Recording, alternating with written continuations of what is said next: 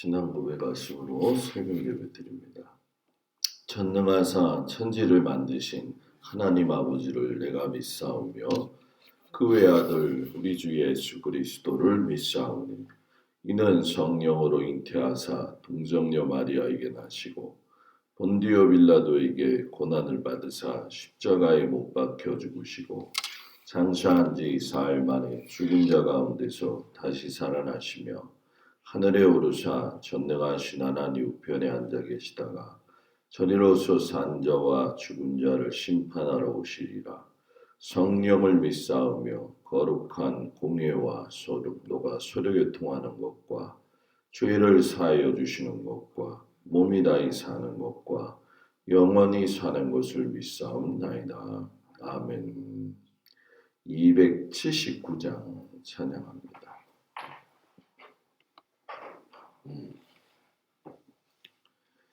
279장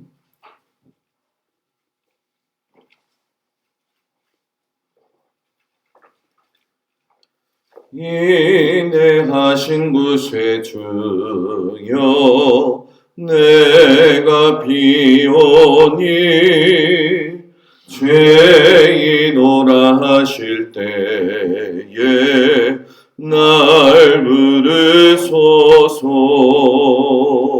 주여 주여 내가 비오니 죄인오라 하실 때에 날 부르소서. 자비하신 보좌 앞에 끌어 엎드려 자복하고 회개하니 믿음 주소서. 주여 주여 내가 비오니 죄인오라 하실 때에 날 부르소서. 주의 공로 의지하여 주께 가오니 상한 맘을 고치시고 구원하소서. 주여 주여 내가 비오니 죄인오라 하실 때에 날 부르소서. 만복 근원우리 주여 위로하소서. 우리 주와 같으시니 어디 있을까.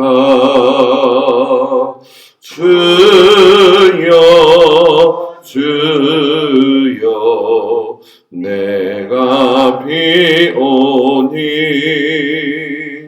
죄인오라 하실 때에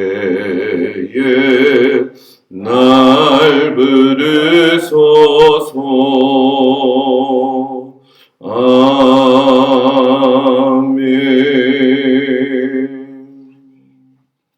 하나님 말씀은 사사기 16장 1절에서 14절까지 말씀을 보도록 합니다. 사사기 16장 1절에서 14절까지 말씀을 보도록 합니다. 삼손이 가사에 가서 거기서 한 기생을 보고 그에게로 들어갔더니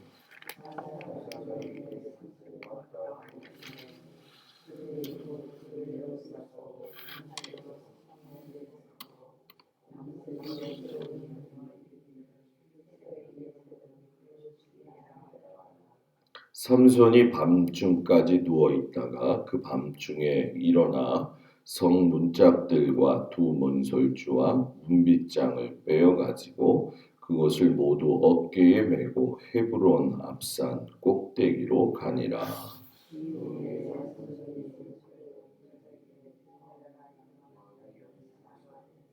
블레셋 사람의 방백들이 그 여인에게로 올라가서 그에게 이르되 삼손을 깨어서 무엇으로 말미암아 그 큰 힘이 생기는지 그리고 우리가 어떻게 하면 능히 그를 결박하여 굴복하게 할 수 있을는지 알아보라. 그리하면 우리가 각각 은 1,100개씩을 내게 주리라 하니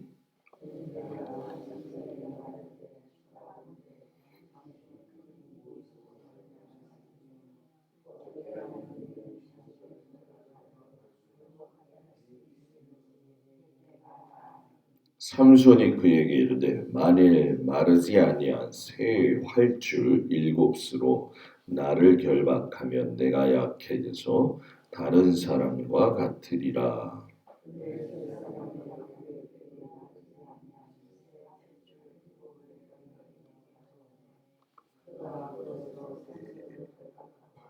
이미 사람을 방 안에 매복시켰으므로 삼손에게 말하되 삼손이여 블레셋 사람들이 당신에게 들이닥쳤느니라 하니 삼손이 그 줄들을 끊기를 불탄 삼시를 끊음같이 하였고 그의 힘의 근원은 알아내지 못하니라.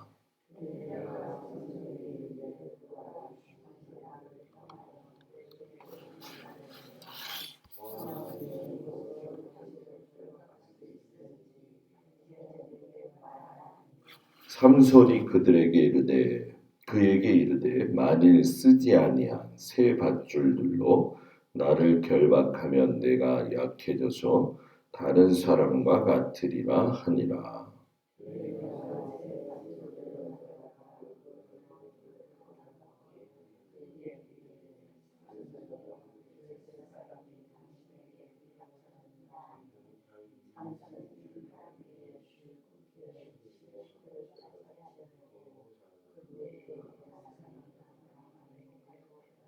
들릴라가 삼손에게 이르되 당신이 이때까지 나를 희롱하여 내게 거짓말을 하였도다.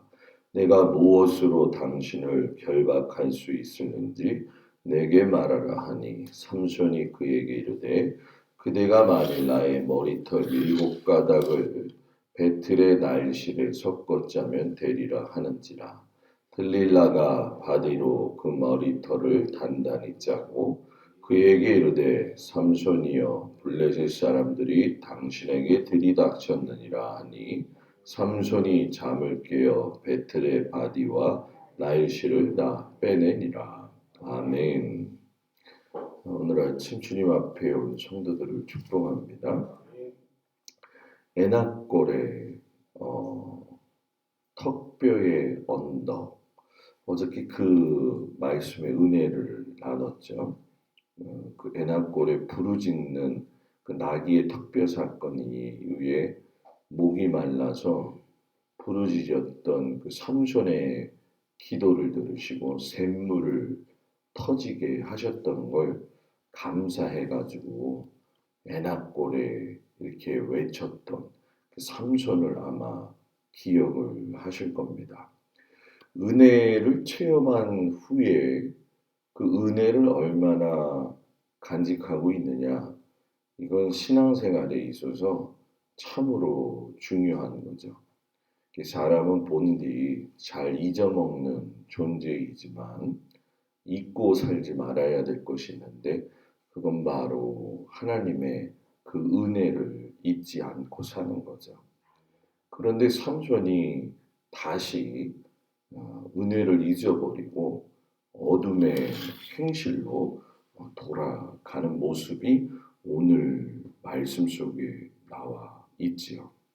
딥나 여인으로 인해 가지고 그 어려움이 시작되어졌다고 한다면 블레셋 여인에게 다시 이끌림을 당하지 말아야 되는데 그 블레셋 여인과 무슨 관계가 있었는지 하나님의 여인들보다는 블레셋 여인들에게 자꾸 마음을 빼앗기는 삼손의 모습을 볼 수가 있습니다. 오늘 말씀에 보면 삼손이 가사에 내려가서 한 기생과 잠자리를 같이 하게 되어지죠. 가사는 그 블레셋 최남단에 위치한 성읍이에요. 이스라엘 지도를 보게 되어지면 아마도 가장 먼 거리에 있는 곳이 바로 이 가사라고 하는 것이죠. 그러니까 이 이스라엘이 맨 그 헐몬산 위쪽부터 본다고 했을 때 가사는 맨 밑이기 때문에 삼손의 이러한 모습은 결국은 삼손의 영적인 상태를 보여주는 것이고 이스라엘 백성들의 영적인 상태를 바로 보여주는 거죠. 밑바닥까지 내려간 삼손의 모습, 밑바닥까지 내려간 이스라엘 백성의 영적 상태의 모습이죠. 삼손이 왔다는 그 이야기를 듣고 밤중에 가사에 아마 많은 사람들이 모여가지고 이참에 우리 안에 있는 문제를 좀 해결해 버리자. 저 삼손이 너무나도 우리들에게 걸림돌이 되어지니까 저를 갖다가 우리가 완전히 포위해서 이번 기회에 죽이자. 이런 어떤 그 나름대로의 자기들만의 준비를 하죠. 가사의 기생과 함께 그런데 누워있던 삼손이 갑자기 한밤중에 일어나서 성 문짝들과 문빗장을 메고 헤브론 앞산까지 가요. 제가 어렸을 때 성경 사파 그림 이야기를 보게 되면 그때 삼손의 모습은 대단히 파워풀한 모습이었어요. 목사님 뭐 문짝 들고 갈 수도 있지요. 우리 교회 들어오는 문짝도 무겁더라고요. 한번 들어보니까. 근데 성문의 문짝을 헤브론 앞산까지 들고 갔다. 50kg예요. 50kg이 아니라 50km. 그 정도의 거리를 성문짝과 문빗장을 들고서는 이동을 했다는 거죠. 그러면 우리가 이제 여기서 봤을 때 삼손이 아니 왜 그렇게 했을까? 힘이 남아도는 건가? 맞아요. 힘이 남아돌았어요. 그래서 자신의 엄청난 힘을 이 블레셋 사람들한테 과시하고 싶었던 거죠. 삼손에게는 힘이 은사였죠. 그 은사를 자기의 과시용으로 사용을 한 것을 우리가 보게 되어지죠. 여기서 우리가 얻을 수 있는 아주 중요한 교훈은 뭐냐면 하나님의 사람이 은사를 받는 것보다 더 중요한 것은 받은 은사를 잘 사용하는 것이 중요하다라는 얘기죠. 은사에 대한 사모함 엄청나게 감사한 일이죠. 그 은사에 대한 그 사모함이 하나님께서 그 받은 은혜를 통해서 잘 활용되어질 적에 예언의 은사도 그렇고 방언의 은사, 또 신유의 은사, 통변의 은사 모든 것들이 정말 중요하고도 큰 은혜의 결과물인데 이것을 잘 사용하지 못하는 경우가 종종 있는 것을 우리가 발견하게 되어지죠. 내가 하나님께 받은 은혜가 무엇이며 그것을 내가 잘 관리하고 살고 있느냐 이것도 참으로 신앙생활에 있어서 중요하다는 거죠. 그 유다 지역 헤브론으로 갔던 이 삼손이 어떻게 된지 다시 블레셋 지역으로 돌아와서 소래골짜기라고 하는 곳에 이르게 됩니다. 거기에서 들리라라고 하는 그 유명한 여인을 다시 사랑하게 되어지죠. 하나님을 사랑해야 했었던 이 삼손이 이방 여인에게 완전히 빠져버리는 그런 계기가 돼요. 이 들릴라라고 하는 이름은 히브리어 이름으로 우리가 봤을 적에 어떤 뜻이냐면 밤을 의미하는 거죠. 들릴라는 밤을 의미해요. 새까만 밤. 그런데 우리가 이 삼손의 이야기가 나올 적에 처음 그 삼손의 이름이 무엇이었느냐 제가 여러분들한테 말씀을 드렸는데 작은 태양이다 이런 말씀을 드렸죠. 그러니까 태양이 어둠을 사랑하는 그런 모습이 되어지고 만 거예요. 블레셋 사람들이 삼손을 생각하기 위해 가지고서는 미인계를 다시금 사용하는 모습을 우리가 보게 되어지죠. 참 성경을 몇 번 읽을 때마다 제일 안타깝고 어떻게 보면 어처구니 없는 게 이 부분인 것 같아요. 왜냐하면 이 들릴라가 하는 행위는 실상 뻔히 보이는 거거든요. 그런데 그 뻔히 보이는 걸 삼손이 뭐예요? 이겨내지 못하더라는 거죠. 왜 그랬을까요? 들릴라가 예뻐서 그랬을까요? 예뻤을 수도 있겠죠. 그죠? 그런데 이걸 우리가 좀 다른 눈으로 봐야 될 건 하나님을 사랑하는 사람이 세상을 향한 사랑을 하게 되면 그거는 짝사랑이 되는 것이고 허무한 사랑이 되어지는 거죠. 이 삼손은 들릴라를 사랑함으로 인해서 짝사랑하게 되어지고 또 허무한 사랑을 하게 되어지는 거죠. 이 삼손을 보게 되면 딥나서부터 쭉 보면 여러분 뭐예요? 늘 무엇인가에 굶주려 있는 사람 같아요. 그 굶주림이 뭐냐 하면 사랑에 대한 굶주림이죠. 하나님에 대한 사랑을 충만하게 받고 있으면서도 여전히 사랑할 대상을 찾아다니면서 그 사랑을 자꾸 욕망으로 채우려고 하는 거죠. 이 사랑 찾아 다니는 것이 결국은 문제만 일으키게 되어지죠. 사랑받기를 위해서 딥나 여인한테 내려갔다가 사랑받기 위해서 가사의 기생한테 갔다가 사랑받기 위해서 들릴라에게 가는데 돌아오는 것은 거짓과 배신의 그런 상처뿐이었다는 거예요. 이거는 사랑의 대상이 잘못되었다는 거죠.